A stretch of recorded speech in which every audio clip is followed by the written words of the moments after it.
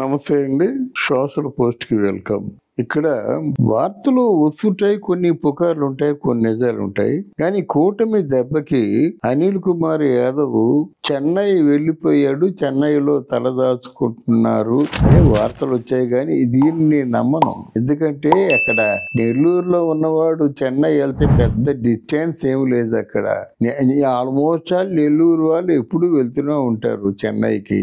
ఈయనకేదో అంటే ప్రత్యర్థులు ఉన్నారు కదా, ఈజీగా పోల్చుకుంటారు.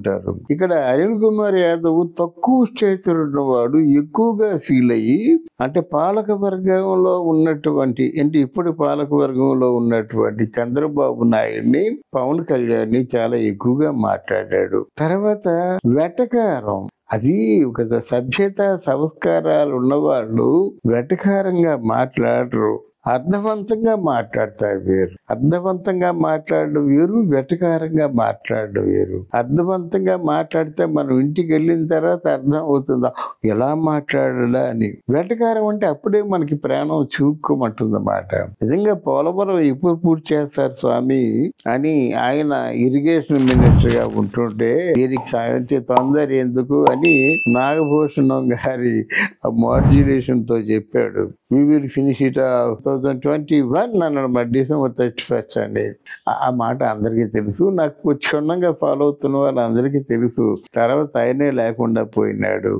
వీళ్ళు జగన్మోహన్ రెడ్డి కొంతమంది నాయకుల తాలూకు నిండు జీవితాల్ని బలి తీసుకున్నాడని నిస్సందేహంగా చెప్పగలను. వీళ్ళు ఈ రాంగ్ రూట్ లో పడకపోయినట్టయితే అక్కడ విడుదల రజనీ గాని, పేర్ని నాని గాని, కొడాలి నాని గాని, లేకపోతే అనిల్ కుమార్ యాదవ్ కానీ, ఇక్కడ గుడివాడ అమర్నాథ్ కానీ, రోజా కానీ, వీళ్ళందరూ ఎలా, ఇక్కడ దువ్వాడ శ్రీనివాస్ కానీ, వీళ్ళందరూ ఎలాగా తయారయ్యే వాళ్ళంటే వాళ్ళు మంచి పార్టీలు ఉంటే రేసు గుర్రాల్లో తయారయ్యేవారు అనమాట. వీళ్ళ తాలూకు తెలివితేటలు అన్ని కూడా ఎలా బూతులు తిట్టాలి, ఎన్ని ఎక్కువ బూతులు తిట్టాలి, ఒక గతంలో పేరున్నటువంటి సమర్థవంతమైన నాయకుల తాలూకు ఇమేజ్ని ఎలా చెరిపేయాలి అనేటటువంటి కుట్రతో వీళ్ళు తాలూకు కెరీర్ మొదలైంది గనక అనుభవిస్తున్నారు.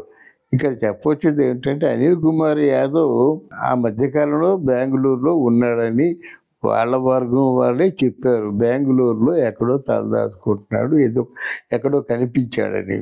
కానీ వీళ్ళు ఇక్కడ ఉండరండి. వీళ్ళు అంటే మనకి 2-3 రాష్ట్రాలతో సంబంధం లేకుండా ఎక్కడో నేపాల్ కానీ అట్లాంటి ప్రాంతాల్లో వాళ్ళు ఉంటారు, గుర్తుపట్టరన్నమాట. అంటే మనకు ఊహకి రాని ప్రాంతాలకు వెళ్తారు. మనిషి కనిపించకపోతే బెంగళూరు వెళ్తారు, బొంబాయి వెళ్తారు, మద్రాసు వెళ్తారు.